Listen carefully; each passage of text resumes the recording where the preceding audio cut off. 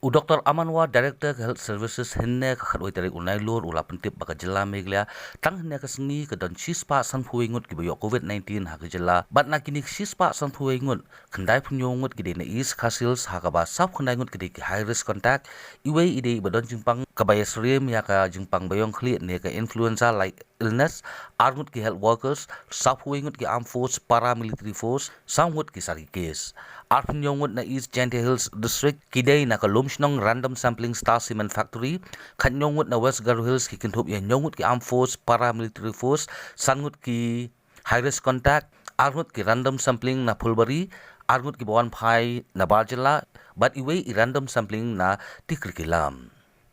Kilangut na North Garo Hills ki baro ki high risk contact ki arngut na West Khas Hills ki Kynthup ya iwe i batray ha ki Jaka Sumar but iwe i high risk contact kilangut na South West Garo Hills ki baro langut ki high risk contact but iwe na West Gent Hills district i high risk contact East Khas Hills 97 and out of this 97 high risk contacts 49 INI case 1, health workers 2, armed forces, paramilitary forces 41, SARI cases 4, East Gentle Hills 27, Lumshnong random sampling at Star Cement Factory, West Garo Hills 17, armed forces, paramilitary forces 7,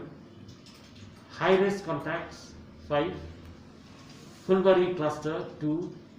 returnees 2, Tikrikila cluster 1, North Garo Hills 3, all high risk cases, West Khas Hills 2, health worker 1, high risk contact 1, Southwest Garo Hills 3, all high risk contacts, West Gentle Hills 1, high risk contact.